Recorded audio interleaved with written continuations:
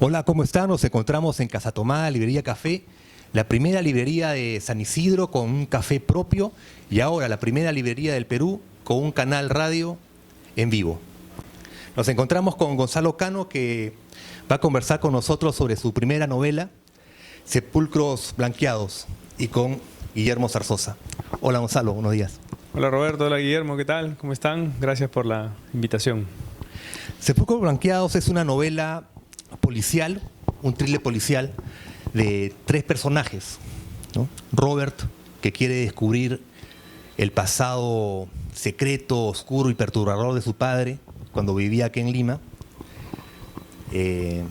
Un sacerdote también, Pablo, y Felipe, un chico que vivió una experiencia pues bastante aterradora en una secta, digamos, en un grupo de fanáticos religiosos, ¿no?, que cometieron abusos con niños, ¿no?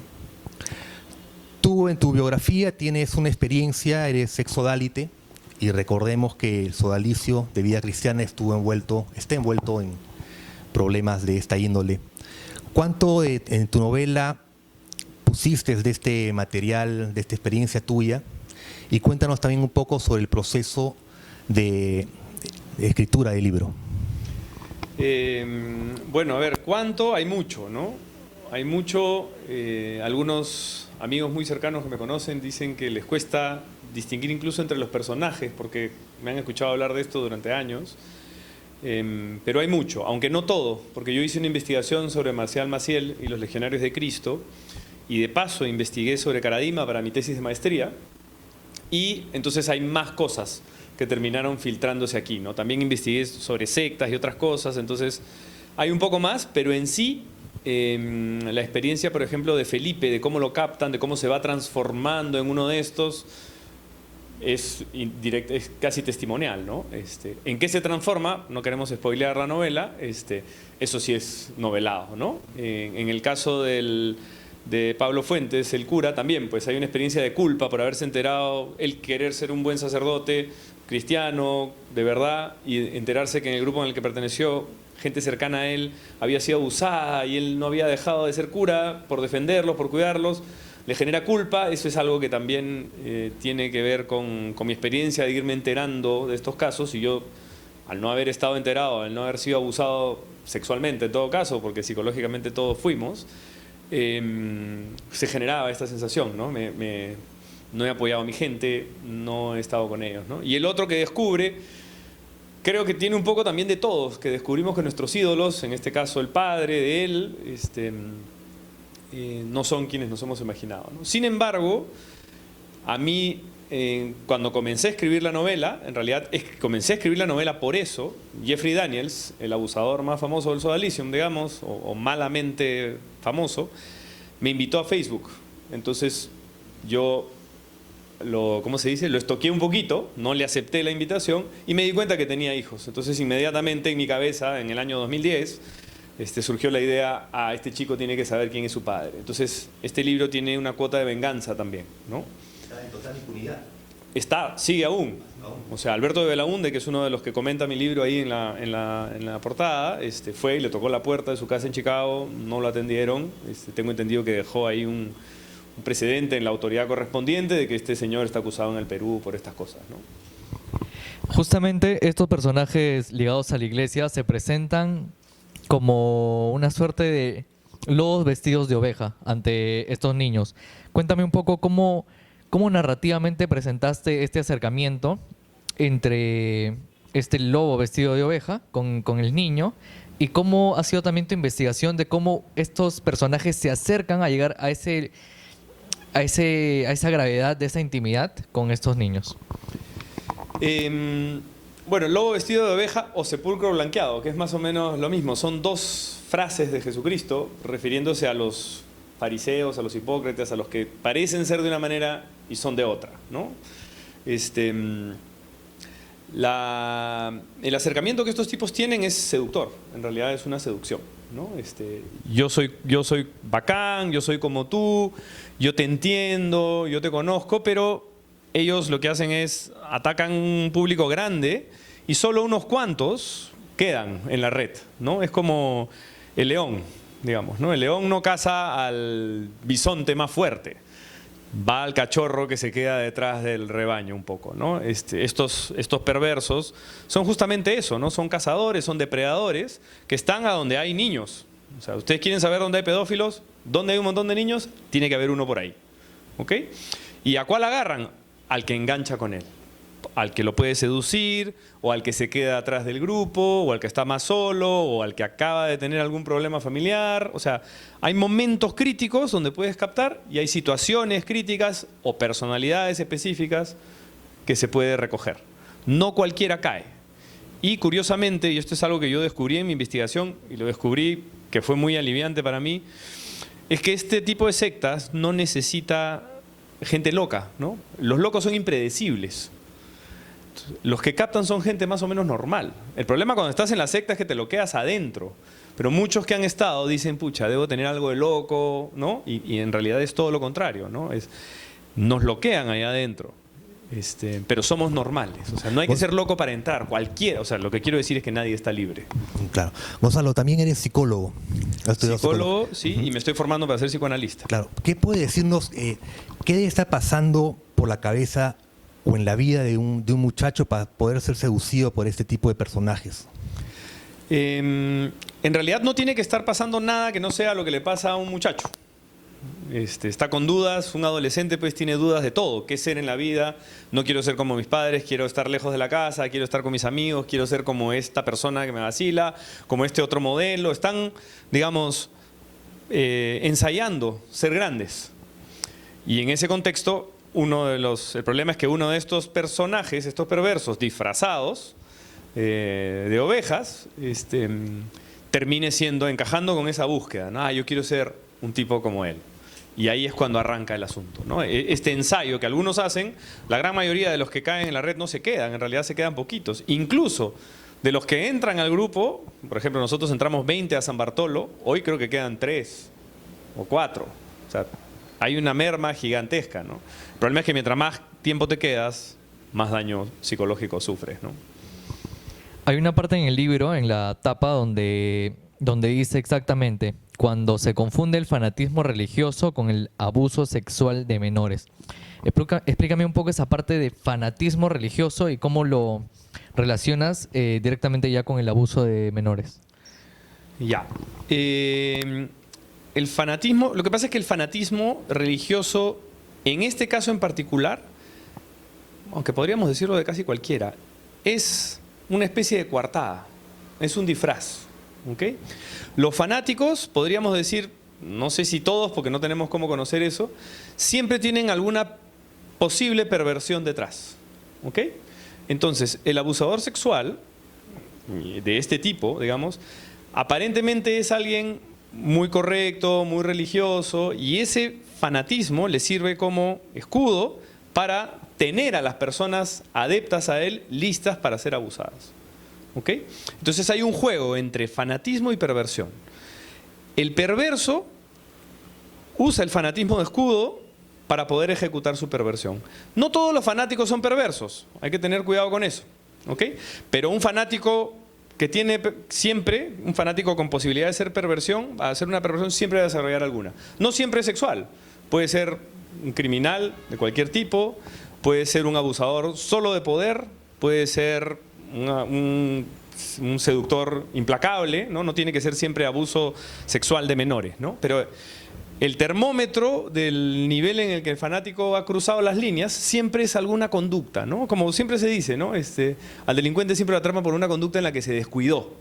Esa es la conexión entre fanatismo religioso y perversión sexual, ¿no? Es este afán de poder, de apoderarse todo del fanático religioso, de cambiar el mundo, de hacerlo como a él le da la gana, que se le cuela, digamos, y por algún lado sale el asunto, ¿no? En el sodalicismo en concreto tenemos esto sexual ahora, pero están también abusos psicológicos, hay un manejo económico pues fuerte también de jugar con los impuestos, plata. Bueno, Maciel lo tenía, ¿no? Él seducía a viudas, jalaba todo el dinero y tenía pues escuelas, universidades, todo para ser él mucho más poderoso, tener un buen nombre en Roma y de alguna manera inconsciente jugar con yo soy esta persona como contraparte a esta otra persona que soy. Son dos personalidades que no se comunican, ¿no? Entonces hay un juego de culpa, hay un juego de ocultamiento, hay un juego también de aprovechamiento. Es un fenómeno inconsciente bien complejo. La novela Sepultos Blanqueados es un thriller que me ha gustado bastante. El manejo de los personajes, esas tres historias paralelas que después se entrecruzan. Un final donde uno de los personajes, Felipe, que había participado de esta secta, ¿no? Luego logra escaparse, logra su revancha contra ellos. Comentaste al inicio que te escribió este abusador de niños por Facebook. ¿Fue una suerte de revancha para ti publicar este libro? Sí, de todas maneras. O sea, para mí o sea, yo no soy criminal, entonces yo no voy a agarrar y voy a matar a nadie. Entonces, hacemos cosas en las páginas, digamos. ¿Y por qué en el libro no mencionas al sodalicio? O sea, yo como lector, yo conozco la historia detrás porque he leído los libros de denuncia sobre este caso, pero no mencionas, hablas en general de una secta, de la iglesia, del cura, o no a la orden a la que pertenecen, y no mencionas al sodalicio de Vía Cristiana. Son varias razones. La primera, que cuando comencé a escribir el libro, esto me ha tomado 10 años, ¿no? He comenzado en el 2010 y he acabado con el tercer final posible en el 2020. Lo acabé en el 2015, luego en el 2018, luego en el 2020, han sido 3 finales. Cuando comencé yo tenía la paranoia de que me podían perseguir, ¿no? O hacer daño a mí o a mi familia, ¿no? Entonces me planteé, me has hecho acordar en realidad con la pregunta, me planteé cómo hacer para sublimar, sacar esto de mí, cerrar este capítulo sin una referencia directa, ¿no? Por eso es que no hay una referencia directa, ¿no? Luego apareció en mi investigación de la maestría sobre Maciel, Caradima, en algún momento también fue sobre Senderos, sobre el Alan García más loco, digamos, porque hay varios parecidos entre las mentalidades de todas estas personas. Me di cuenta que este fenómeno sucede con contenido religioso católico, yoga, política, alimentación, con diferentes niveles de crimen, indudablemente, pero sucede, ¿no? Política, en fin. Entonces dije, traté de relativizarlo lo más posible para que pueda ser leído desde cualquier posible contenido y relativizar el contenido, ¿no? Para no tener tanto, pero me quedaba un poquito sin personajes. Entonces tuve que volver a lo religioso, pero digamos la cuarta historia es la historia de esta institución que no es mencionada, queda como en los huecos de la trenza, si quieres, ¿no? Y luego efectivamente ya el afán literario ganó, ¿no? Entonces jugué un poquito a encubrir las cosas, ¿no? ¿Y temes todavía alguna represalia? No, yo me imagino que ellos están haciéndola del muertito, pues, ¿no? Y yo me imagino que no soy un enemigo que les pueda hacer realmente daño, ¿no?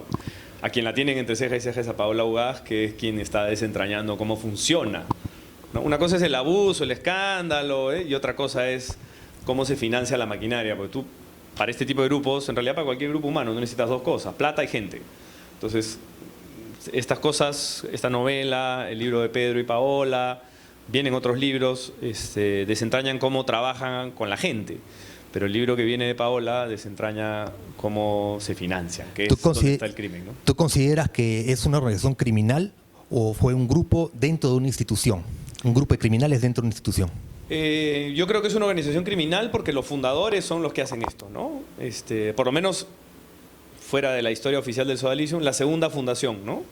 Porque la primera fundación no existe en la historia del Sodalicium y son gente contemporánea a Figari. En cambio, la fundación de 1971, que es la oficial, son gente ya 10 años menores que Figari, que él sí podía manipular. Entonces, yo sí creo que es una organización criminal porque coincide el grupo que lo dirige durante todo este tiempo, el grupo que lo funda, entre comillas, y los acusados. Los demás pueden haber servido de pantalla, menú, tontos útiles, lo que quieran, pero yo sí creo que su concepción, con todo el inconsciente que puede tener, el proceso de volverse, porque cuando comenzaron no son lo mismo que cuando los han denunciado, Sí, es una organización criminal definitivamente. En una novela la venganza es más fácil que en la vida real. ¿Cómo lo manejas día a día esto? ¿Cómo vas superando lo que has vivido? Bueno, en realidad lo he manejado en psicoanálisis, ¿no? Ya tengo más o menos 5 o 6 años de psicoanálisis, entonces estamos en esa lucha, ¿no? De hecho, una cosa interesante es que ya siento que ya puedo escribir otras cosas. Y eso me dice que ya la cosa se pasó. De hecho, quise ser escritor desde chico y esta literatura, por eso el libro no se lo dedico a nadie, ¿no? Si ven, este libro no puede ser dedicado a nadie porque es horrible, algo así.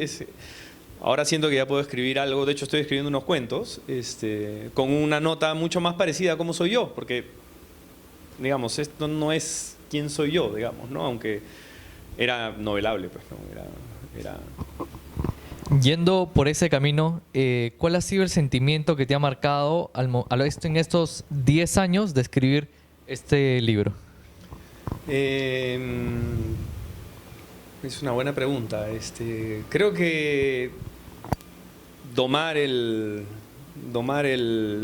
la rabia, la pena, lidiar con la falta de energía, ¿no? Ha sido algo que me ha golpeado, si quieren, directamente, pero más vicariamente por otras personas de las cuyas historias me he enterado, pero ha sido domar eso, ¿no? Todos estos sentimientos negativos, una especie de depresión, si quieren. Nunca he estado tirado mirando el techo, pero ha sido duro, ¿no? La frustración. Creo que ha sido el proceso de volverme adulto, ¿no?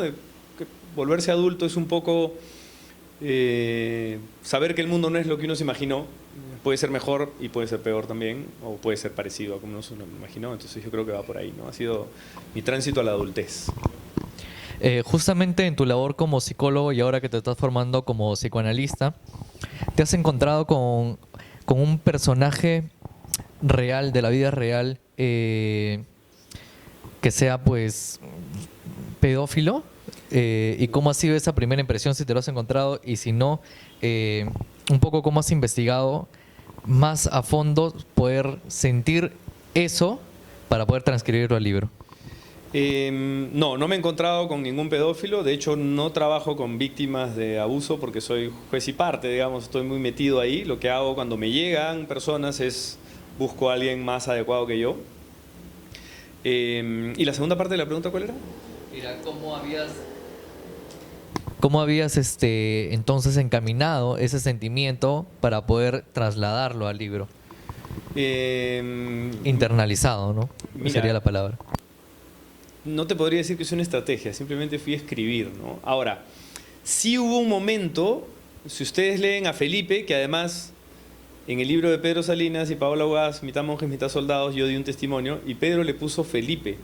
Y yo me he dado cuenta con el libro cerrado que a esta persona que la meten y que luego se venga, digamos, hasta ahí nomás vamos a spoilear, se llamaba Felipe también. O sea, ha sido una coincidencia inconsciente, digamos, no lo hice a propósito. Felipe tiene un giro, va con una cadencia y en eso explota. Ese momento fue un momento de hecho terapéutico de mucha cólera, mucha rabia, que me permitió crear esa transformación de Felipe.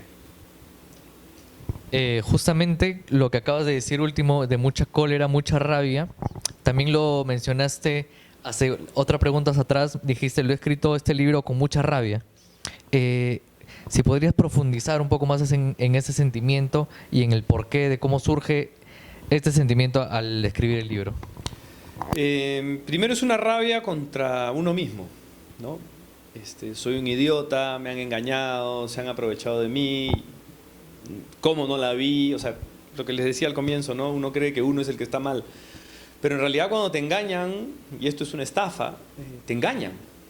O sea, tú no hiciste nada, el ser humano, y eso es una frase que me dijo Germán Doig, uno de los sodalites acusados que ya murió, cuando yo le fui a increpar de por qué no habían hecho nada concreto contra Daniels, porque me enteré de los abusos en el año 99, él me dice, lamentablemente, querido Gonzalo, todo esto está estructurado sobre la confianza. Y más allá de la evidente criminalidad en esta frase, es verdad, pues los seres humanos funcionamos con confianza. Tú firmas algo con un compañero porque confías en él, ¿no? tú le dejas la llave de tu carro a alguien para que lo cuide porque confías en él, ¿no? Tus hijos, tu despensa, no sé, o sea, hay un montón de... La confianza es la base, es más, nuestra relación padre-hijo está basada en la confianza, ¿no? Entonces, la primera rabia era contra mí y luego esa rabia se fue dirigiendo hacia afuera, conforme yo iba, creo, mejorando, puede ser, la rabia se dirigió hacia los agresores, digamos. Justamente hablando de esto, ¿cuál dirías tú que es el modus operandi de estas personas? Ya no exactamente en el proceso exacto de la seducción, sino ya como si se podría decir secta o mafia. Bueno, yo lo conocí porque me formaron para hacerlo, ¿no? Tienen pasos, ¿no?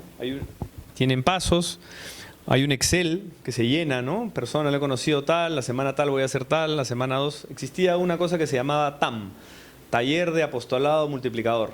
Entonces ahí nos enseñaban cómo llenar esta ficha, cómo ir. Primera semana lo invito al fulbito, semana 2 otro fulbito, semana 3 ya fulbito con rosario, semana 4 fulbito con rosario y misa, de ahí retiro, y era todo un proceso estudiado de convencimientos, como las famosas, no quiero hablar más de ninguna empresa, pero redes de mercadeo que funcionan exactamente igual, ¿no? Te van metiendo poco a poco, ¿no? Te invitan a un almuerzo, ¿no? Te llama un pataza tuyo y te dice, oye, te invito a una comida, y llegas y es un evento, ¿no? Algo así, por lo menos, ¿no? Bueno, y los lectores también es muy agradecido porque aparte de que la novela Sepulcro Blanco se lee rapidísimo, corre, es muy interesante, y con una persona que, bueno, lamentablemente ha tenido que vivir esta experiencia para poder conseguir una novela de este tipo. Quería agradecerte tu presencia con nosotros, Gonzalo. Muchas gracias a ustedes y sí, cuando quieran. El libro se presentó primero en formato digital.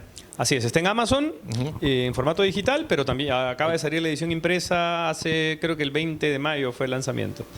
No, el 30 de abril, algo así, abril, un sí. jueves ha sido. Sí. Ok, pueden encontrar su novela aquí en Casa Tomada, Librería Café. Gracias por estar con nosotros.